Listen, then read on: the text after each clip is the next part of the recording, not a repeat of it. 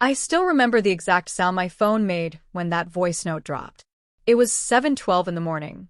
I hadn't even taken a full sip of my coffee yet.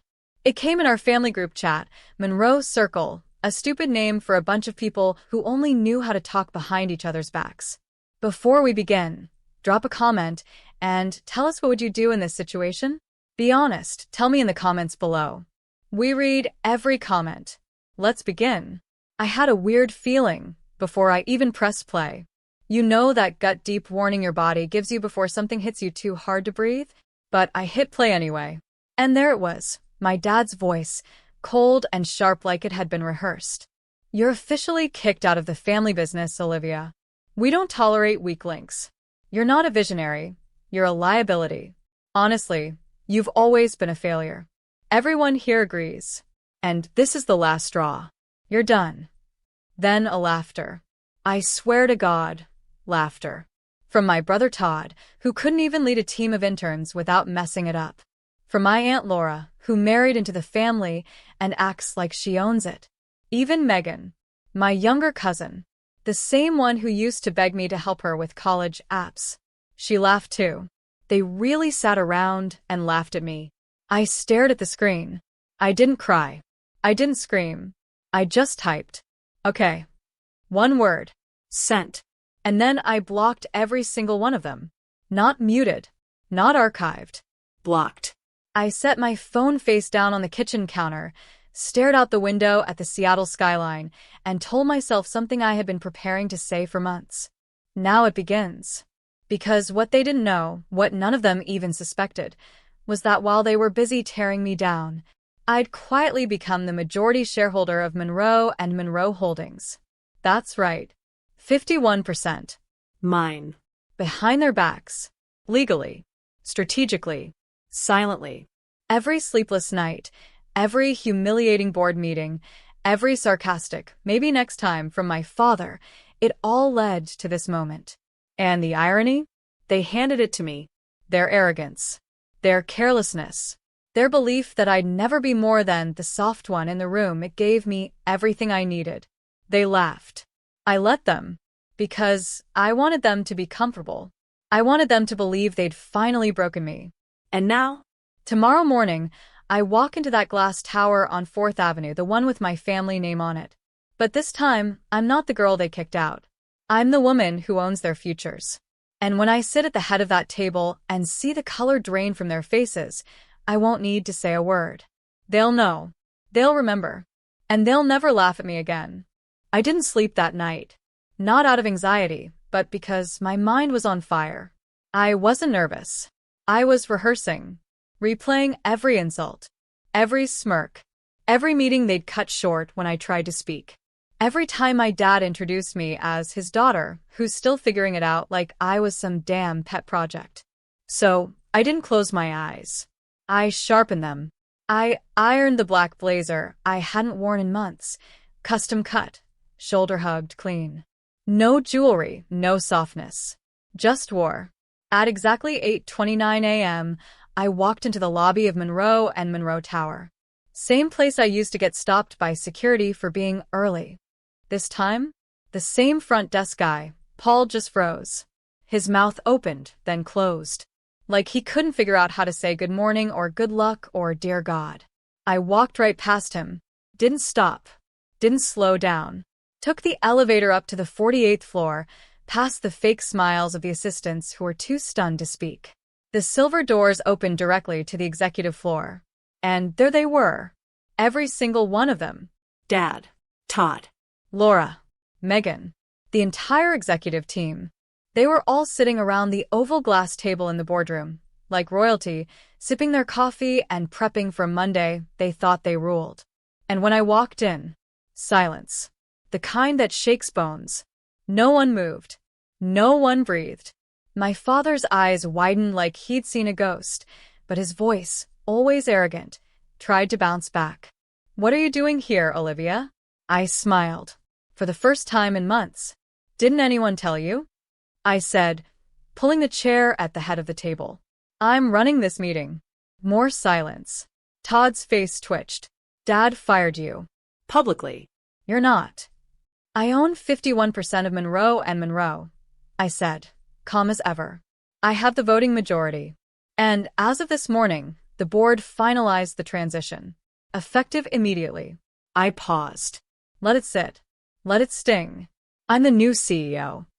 I let that echo. My father stood up so fast his chair scraped the floor. You're bluffing. I slid a folder across the table, legal documents, stamped, notarized, signed by every board member except the family. They all leaned forward. Megan actually gasped. Aunt Laura's lipstick smile faded. And Todd, God, Todd looked like he was about to throw up. You sold us out, Dad said, voice trembling now. No, I said, locking eyes with him. You threw me out. I just decided to build my own door. I didn't need revenge. I needed power. And I had it. And yet, I wasn't done. Because as much as I wanted to just sit there and let them feel it, part of me wanted them to understand it. I wanted them to realize that calling someone a failure doesn't make them one. It makes them a threat. Especially when she stops needing your approval. The moment the boardroom cleared, I stayed seated, just for a while. Not to bask in it, but to breathe. For the first time in my life, I wasn't trying to prove myself to anyone in that room. Not my father. Not my brother. Not a legacy I didn't ask for. I was finally me, on my own terms, in my own seat. But I didn't come here just to sit in a big chair. I came to clean house. Because they didn't just try to cut me out, they tried to erase me, gaslight me, humiliate me in front of my own blood, like I didn't matter. So the very next morning I made my first executive move. And it shook the whole building. I called an all-staff meeting at 9 a.m. No emails. No memos. Just an announcement through the PA. All staff, please report to the main hall. CEO Olivia Monroe has a message for the company. You could hear the confusion from the elevators to the stairwells. People were whispering. Most had heard rumors, but no one believed them. Until I walked up to that mic. There were over 200 employees in the room. Assistants, designers, analysts, engineers, people who'd been ignored by leadership for years. I looked every single one of them in the eye and said, some of you have only ever known this company as a place that rewards fear, silence, and hierarchy. That ends today. They didn't know what to do with that. Then I continued. We're not just changing policies. We're changing culture. I've seen the quiet abuse, the exclusion, the power games. I lived it. And I'm telling you now, if you've ever been dismissed because you spoke up, I want to hear your voice. You could feel it, the shift. People leaning forward, listening not just with ears but with their hope. But that wasn't the part that made the room go silent. This was. There are people here, some in executive roles, who participated in humiliating me, spreading lies, and undermining not just me, but many of you. Effective today, those individuals are being put on indefinite leave. Their offices have already been locked. Dead quiet. You could hear the breath catch in people's throats. And then whispers. Because names started spreading. Todd. Laura. Megan. 3 senior executives. Gone. Not out of vengeance. But because no one gets to sit in power after proving they don't deserve it. And then, before I stepped off the platform, I said something I hadn't planned. It came from a place so deep, I didn't even realize it was still in me. I used to think being born into this family gave me a seat at the table. But it didn't. I had to build my own table. And now that I have, every single one of you has a seat at it. If you've got ideas, dreams, talent, don't wait to be invited. Show up. Speak loud. And if they call you a failure for it, let them. I stepped down to stunned silence. And slowly, very slowly, people started clapping. Then standing. Then cheering. Not for me, but for the possibility that the rules had finally changed. And the people who used to run this place with whispers and threats? They watched it all from behind the glass of the executive hallway, silent, pale, defeated. And I hadn't even really started yet. That night, I didn't go home. Not because I couldn't, I just didn't want to step away from the moment I'd spent years crawling toward. I stayed late at the office. Sat in the glass-walled CEO suite, the one they never let me step into without permission. I stood barefoot in that office, lights out, watching the streetlights blur through the rain on the window. And I thought about him. My father, Martin Monroe, the man who taught me how to ride a bike, then told me I wasn't tough enough for business. The man who said he'd be proud if I made something of myself one day, then reminded me constantly that this, the company, wasn't my space to experiment. And now he was the one locked out of the system. His keycard had been disabled that morning. His nameplate removed from the executive council page. But he wasn't the kind of man to disappear quietly. So when I walked into the office early the next morning, just after 6 a.m., I wasn't surprised to see his black BMW already in the garage. He was waiting for me. In the old conference room, the one with the walnut table and the paintings of our great-grandfather lining the wall. I walked in and didn't say a word. He was standing, hands clasped behind his back, jaw locked like he was holding in rage. "This is my company," he said, his voice sharp and guttural. "You stole it." I closed the door behind me. Calm. Still. "I bought it," I said. "Legally. Strategically. Quietly. The same way you taught me." He flinched just slightly, but I saw it. "You humiliated your own blood." I actually laughed, quietly. "You sent a voice note to the entire family, calling me a failure. And they all laughed with you." You didn't just humiliate me, Dad. "You declared war." "I just made sure I didn't lose." He walked around the table slowly, the way he always did when he was trying to intimidate someone. "It used to work when I was younger, when I still needed his approval. But not anymore. You think you've won because you have the title?" he said. "You have no idea what it means to lead this company.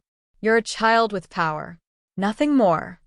I stared at him for a long second, then stepped closer. "No, I'm not a child. I'm the woman you underestimated. The one you pushed out when I started asking questions you didn't like. The one you taught to keep quiet in rooms filled with men who thought I didn't belong. The one who watched you call people family while you broke them for profit." "This company was built on my back," he said. "No," I whispered, stepping right up to him. "It was built on your ego." He didn't respond. And that silence?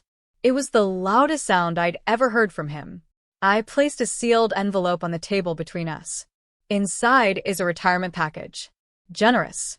With full honor and reputation preserved. "I'm giving you the out you never gave me.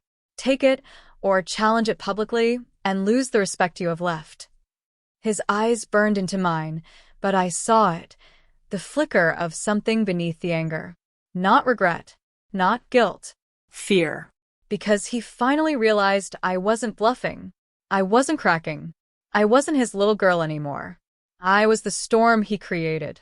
I turned to walk away, but then paused at the door. "You told me I was a failure in front of our whole family." And I said, "Okay. But you never asked why I didn't argue back." He didn't move.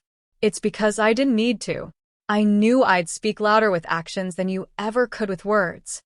Then I walked out, left him standing there, defeated in the very room where he once held court like a king.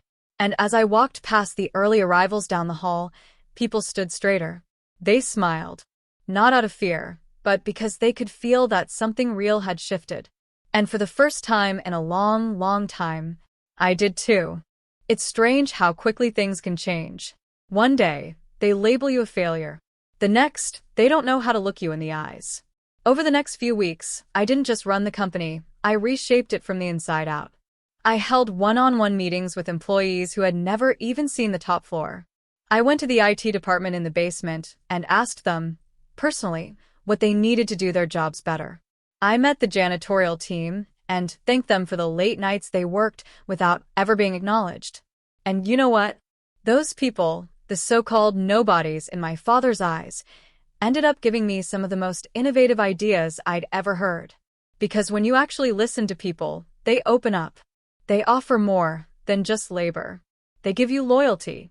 Meanwhile, the silence from the rest of the family? It was deafening. Todd sent an email 2 weeks later. Just a line and a half. "We made a mistake. I made a mistake. If there's any way back in, I'd appreciate a conversation." I didn't reply.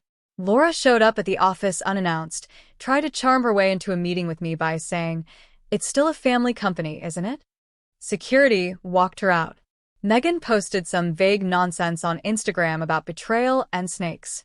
Then she DM'd me asking if I could still write her a recommendation letter for a job she wanted at another firm. I left her on read. Because here's the truth, they were never my enemies. They were just mirrors. Mirrors reflecting who I used to be, someone desperate to be accepted, to be seen, to be valued. But when I stopped seeking their validation, I found something far more powerful. Self-respect. And the business? It soared. We pivoted to clean tech investments and restructured our client strategy. We brought in fresh minds, young, bold, diverse thinkers, and gave them real authority. 3 months in, our stock hit its highest valuation in 5 years. At the annual shareholder meeting, I stood at the same podium my father used to dominate. This time, every seat was filled. And I told the truth. This company was always meant to evolve. But sometimes, evolution requires resistance. And if you've ever been called a failure for challenging old systems, I want you to know, you're not the problem. You're the beginning of something better. The applause that followed wasn't loud. It was long and real. Later that night, I walked alone into the old boardroom, the same place where my father once stripped me of my dignity. I sat down at the end of the long walnut table, the same seat he used to claim, and I whispered into the silence. I let you think I was done, but I was just getting started. That moment wasn't about revenge. It was about reclaiming something. Not the business, not the title, myself. And now? Now they watch from the sidelines, quiet, unsure, humbled. They'll never laugh at my name again, because the girl they mocked is gone. And the woman I became? She doesn't need to prove herself to anyone. Ever again.